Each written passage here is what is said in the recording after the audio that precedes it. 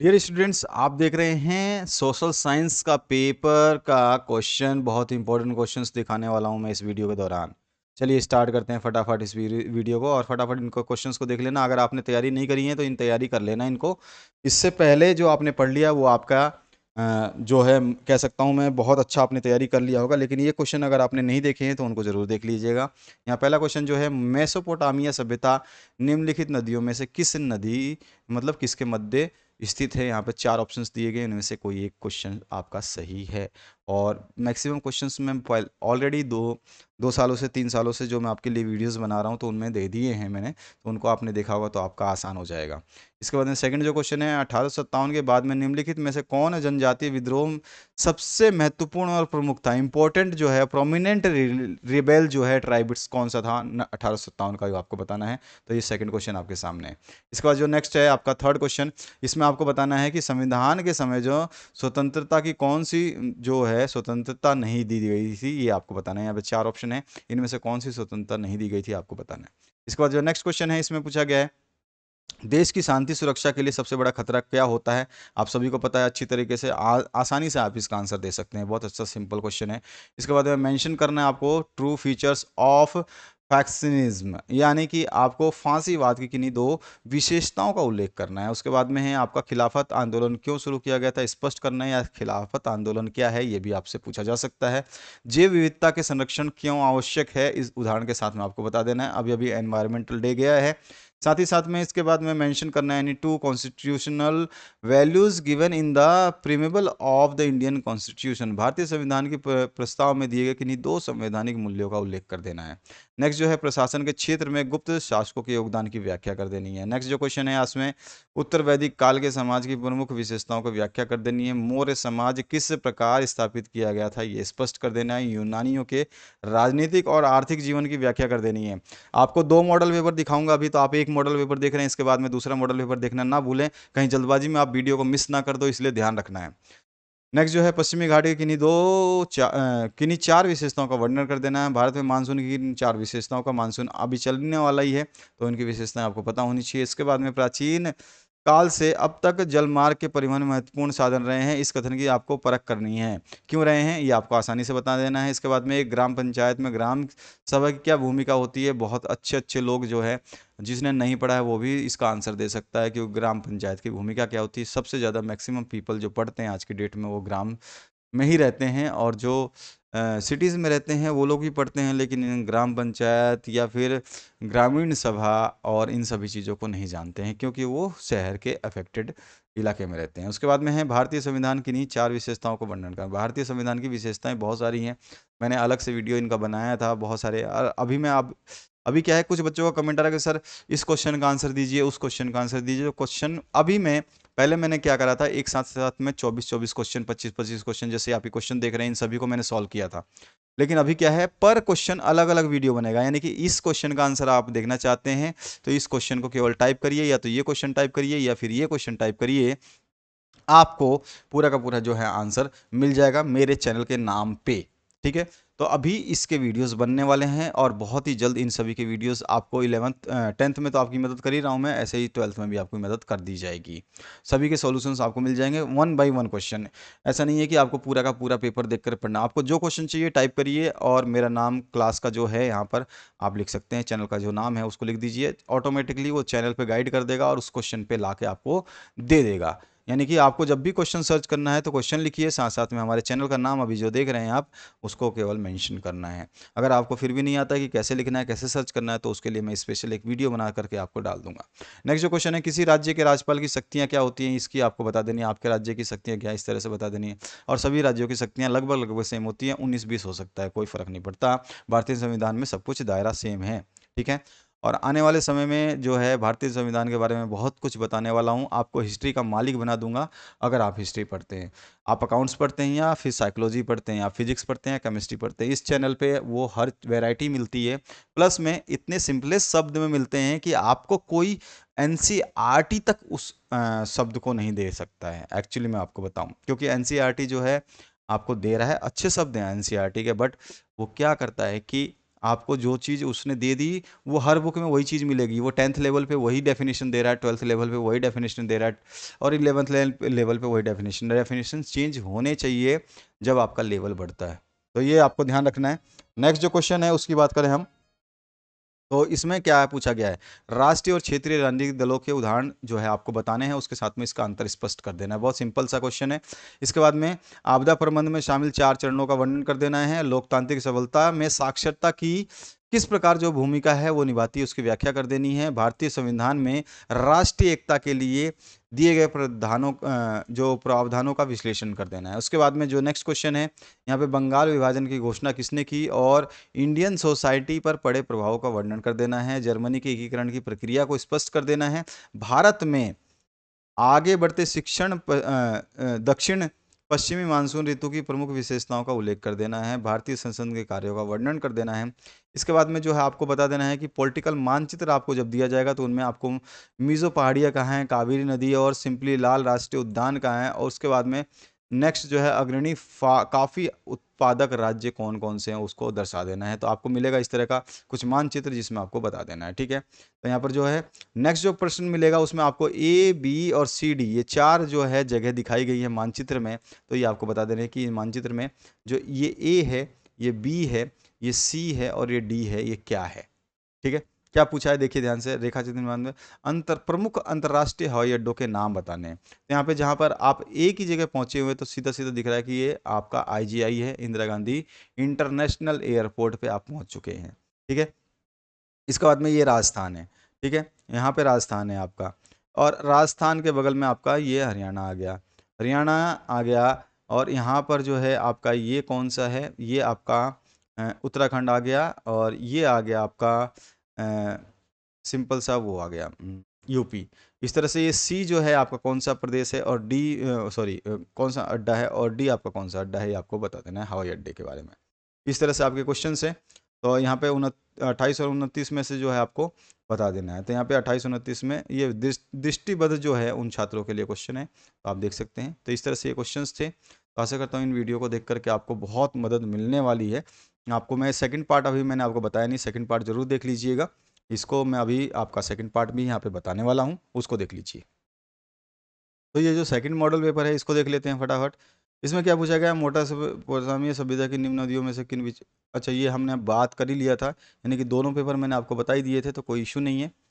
और यहाँ पर जो भी है मैंने मंगल पांडे का संबंध निम्नलिखित में से किस शहर से, ये भी बता दिया था मैंने। भारत की मुख्य जो भूमि का दक्षिणतम बिंदु है वो कौन सा है। ठीक है, ये ध्यान रखिएगा कि ये क्वेश्चन थोड़ा सा बहुत इंपॉर्टेंट रहेगा, ये आपको ध्यान रखना है।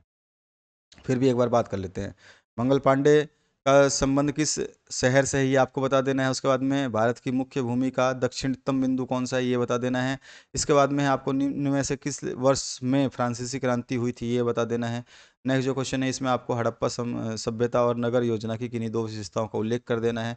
स्वामी दयानंद सरस्वती द्वारा शिक्षा के क्षेत्र में किए गए सुधारों को आपको बता देना है। तो अगर आप सुधारों को बता देते हैं तो ये भी आपका आंसर कंप्लीट हो जाएगा। बहुत सिंपल सिंपल क्वेश्चंस, अच्छे क्वेश्चन है। पश्चिमी घाट की किन्हीं 2 विशेषताओं का उल्लेख कर देना है। भारतीय संविधान में शोषण के विरुद्ध के अधिकार जो हैं वो कौन से हैं वो आपको बता देना है। मध्यकाल के दौरान में भारतीय अर्थव्यवस्था की किन्हीं 4 विशेषताओं का वर्णन कर देना है। संसार में साम्राज्यवाद के नकारात्मक प्रभाव क्या है, ये नेगेटिव इंप्रेशंस क्या पड़े वो आपको बता देना है। इसके बाद 19वीं सदी में भारतीय समाज पर ब्रिटिश के क्या प्रभाव हुए हैं वो आपको उजागर कर देने हैं।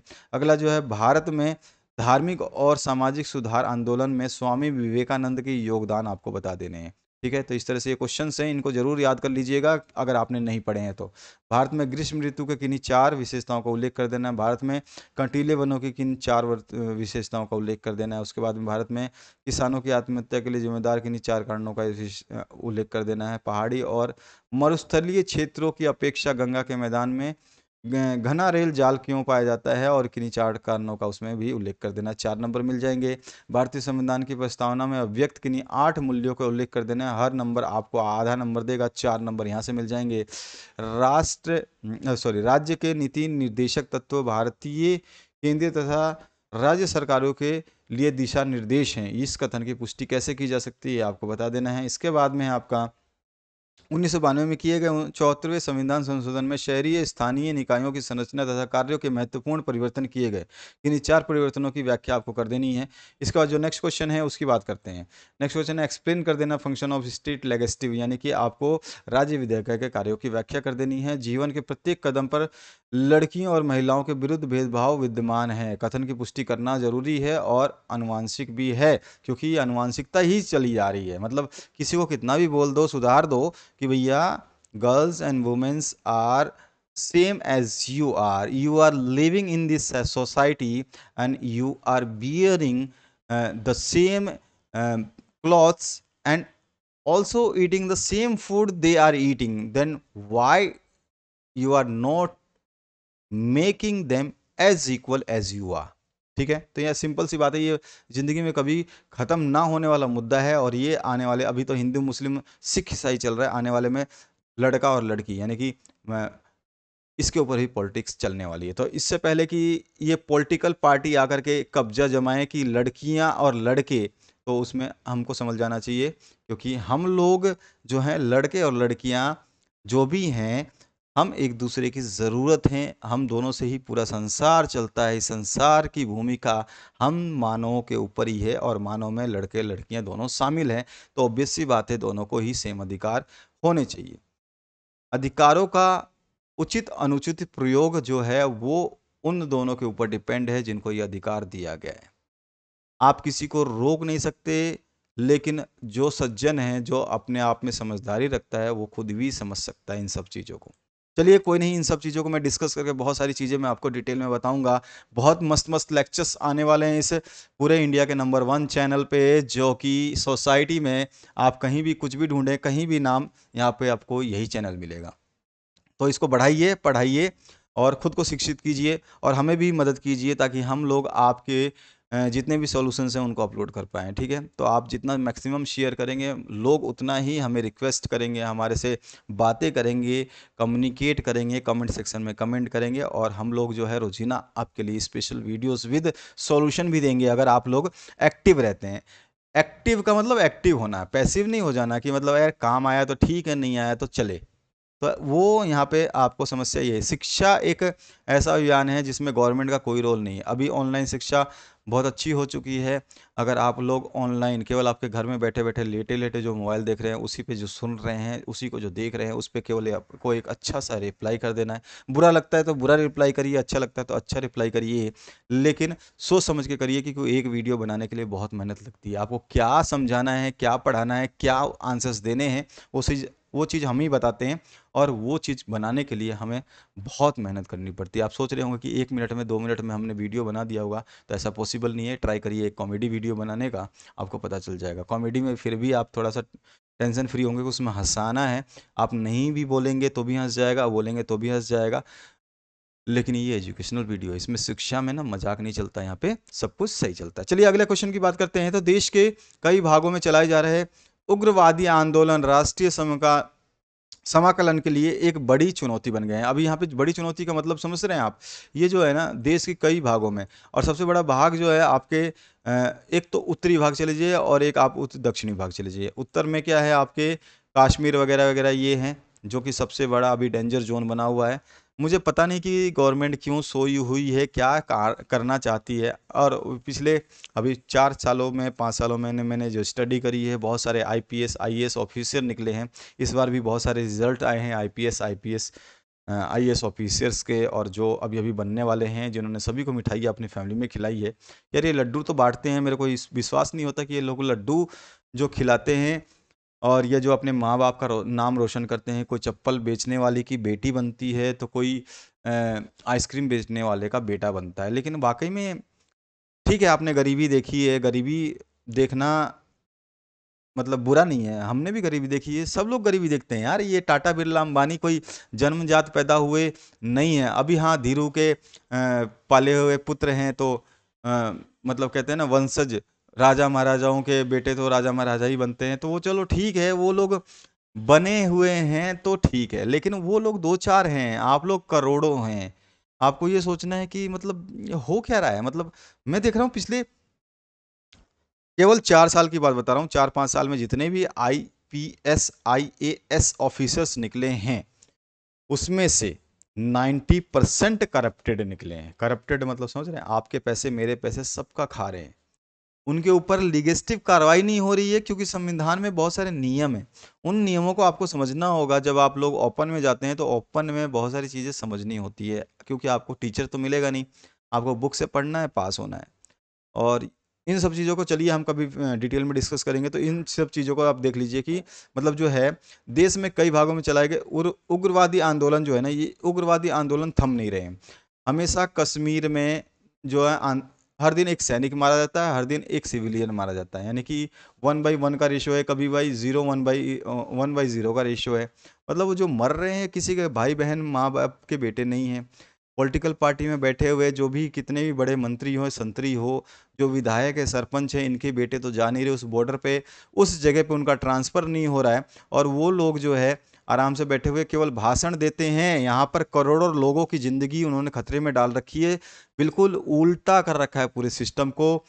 हमारे से पैसे ऐंठते हैं, रोड के नाम पे आप टैक्स देते हैं, घर में बैठे बैठे आप केवल एसी चलाते हैं तो बिजली का टैक्स देते हैं, पंखा चलाते हैं तो बिजली का टैक्स देते हैं। कुछ लोग चोरी करते हैं, वो बात अलग है, उन सभी में सब लोग तो शामिल नहीं हैं। अगर 100 में से 4 आदमी चोरी करते हैं तो 94-96 लोग तो बचे हुए हैं जो सफाई से अपने टैक्स को पूर्ति करते हैं। और जो चोरी करते हैं उनका भी सरकार कुछ नहीं बिगाड़ती है, क्योंकि वो बड़े मंत्रियों के साजिशों के साथ में उनको खिला के बैठे हुए हैं ना। उन्होंने करोड़ रुपए दिए कि भैया मैं इस बैंक से लोन लूंगा और लेकर के मैं फरार हो जाऊंगा, तेरे को 10 लाख 10 करोड़ तेरे अकाउंट में डाल दूंगा। उनको क्या फ़र्क पड़ता है। तो ये सब तो चीज़ें चल रही हैं, लेकिन इसके लिए जनता को जागरूक होना पड़ेगा। राइट टू इन्फॉर्मेशन एक्ट नाम की एक चीज़ होती है, आरटीआई।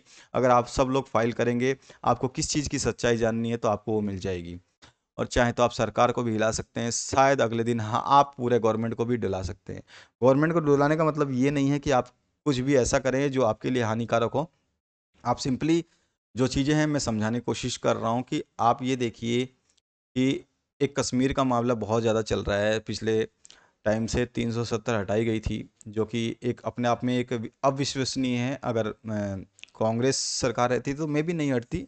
देखिए सरकार का नाम बोल रहा हूँ मैं, एक में सोनिया, राहुल फाउल, ये सब ये सब ऐसे ही है जैसे आप हो, मैं हूँ। ये आदमी का नाम जब होता है ना तो वो सिंपल होता है। टाटा का नाम आप सुनते हो, टाटा टाटा टाटा, बिरला बिरला, अंबानी अंबानी, अरे सब ये मनुष्य हैं भैया। लेकिन ये छाप छोड़ी गई ना, ये ब्रांड और ट्रेडमार्क का अंतर है।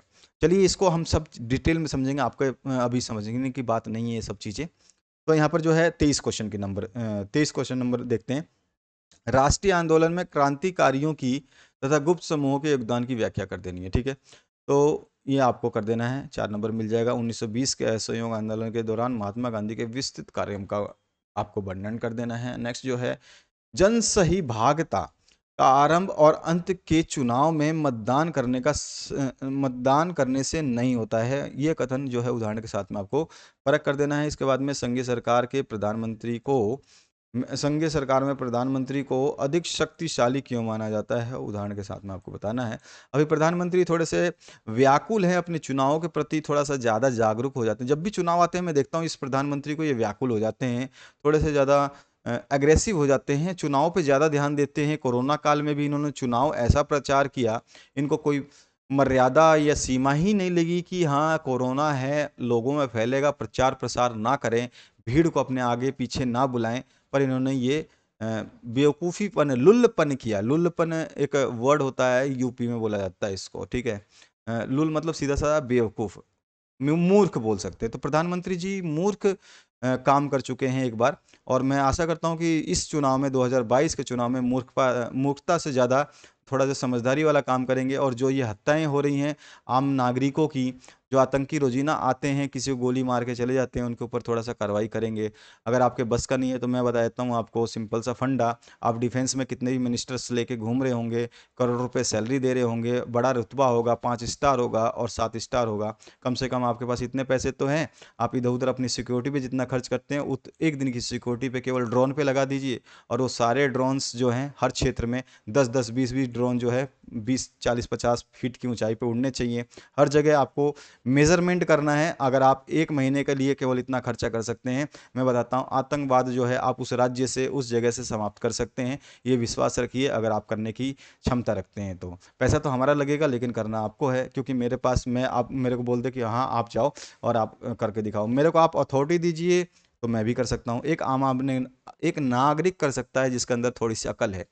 सत्ता चलाने के लिए अकल चाहिए, लेकिन उस अकल का सदुपयोग करना भी एक मंत्री का ही दायित्व है। तो प्रधानमंत्री जी से अनुरोध है, कृपया ये सब चीज़ों को थोड़ा सा प्रचारबाजी और दोबारा प्रधानमंत्री का देखना सपना छोड़ दीजिए। अगर आप अपने कार्यकाल में अच्छा काम कर रहे हैं तो नेक्स्ट टाइम आपको बोलने की या रिक्वेस्ट करने की, ये धरना प्रदर्शन या फिर रैलियां निकालने की ज़रूरत नहीं पड़ेगी। बहुत सारे पैसे वेस्ट होते हैं एक रैली करने में, और वो रैली का जो पैसा है ना, आपकी जेब से और मेरे जेब से नहीं जाता। ये पूरे गवर्नमेंट का जो पैसा है वो हमारे लोगों की, हिंदुस्तान के लोगों से जाता है। करोड़ों लोग जो है ये इसमें चवन्नी अठन्नी जो है वो टैक्स के रूप में देते हैं। और सबसे बड़ी बात मैं आपको बता दूं, चलिए मैं नेक्स्ट क्वेश्चन की तरफ मूव करूंगा तो आपको बताता हूं। यहाँ पे जो सामाजिक अधिकार और आर्थिक रूप से अभावग्रस्त वर्गों के आर्थिक सशक्तिकरण के लिए भारत सरकार द्वारा किए गए प्रयासों का विश्लेषण कीजिए। अब यहाँ पे आ गया आर्थिक वाली बात जो मैं अभी बताने वाला था। यहाँ पे मैं गवर्नमेंट से एक रिक्वेस्ट करूंगा कि जो आपने टैक्सेस लगाए ना, इस टैक्सेस को थोड़ा सा एक बुनियादी करिए।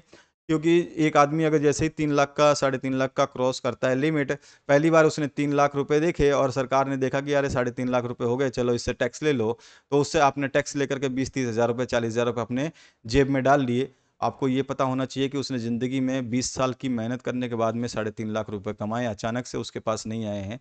उसने बहुत मेहनत करी है तब जाके उसके पास आए हैं। पर डे उसके पास नहीं आते हैं, पर मंथ नहीं आते हैं, पर ईयर नहीं आते हैं। याद रखिएगा, अगर इन सब चीज़ों को आप समझा सकते हैं तो भारतीय जनता को ज़रूर समझाइएगा। हमें आपसे विश्वास है कि आप कुछ अच्छा करेंगे, और अच्छा नहीं करेंगे तो भारतीय जनता इतनी बेवकूफ़ नहीं है। और आने वाले समय में जो हाल अभी अड़ोसी पड़ोसी देशों में देखने को मिल रहा है, तो यहाँ पर मेरे को हिसाब से तृतीय विश्व युद्ध छिड़ने में ज़्यादा समय नहीं लगने वाला।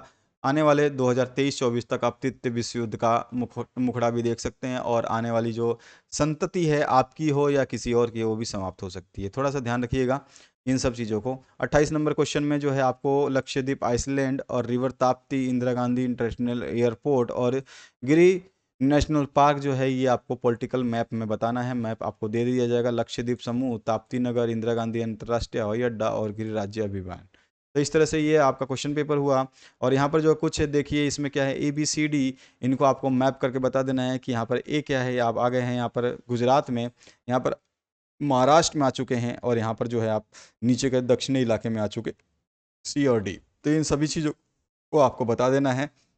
तो आशा करता हूँ इस वीडियो से आपको बहुत सारे हेल्प होने वाले हैं, और समय अनुसार जितने भी है मैं आपको सॉल्यूशंस जो है प्रोवाइड करता रहूँगा। अगर चैनल पे आप जो बातें हैं हमारी, देखिए कई लोगों को बोर लगता है कि क्या बता दिया, क्या समझ में ही नहीं आया, हवा में, मतलब हम लोग तो क्वेश्चन देखने आए थे, बता दिया कुछ। बच्चों ये क्वेश्चन तो ज़िंदगी भर आपके चलते रहेंगे, इसके आंसर आप देते देते थकोगे नहीं। और मेरे हिसाब से आपको जो चीज़ मैंने बताई है ये कोई नहीं बताएगा। बाकी अ, देश दुनिया की खबरें तो आप देखते रहते हैं, लेकिन जो अंदर की खबरें हैं मैं आपको बताता रहूँगा, और सही बताऊँगा, सही चीज़ें बताऊँगा। थोड़ा सा नाप तोल करना उनके बारे में, कभी डिटेल में चर्चा करना मेरे से भी। और गूगल गूगल तो है ही आपके साथ में, तो कम से कम गूगल पे ही सर्च कर लीजिए। गूगल तो मैं मानता हूँ कि अप्रोक्सीमेटली 95-96% जो है इन्फॉर्मेशन सही देता है।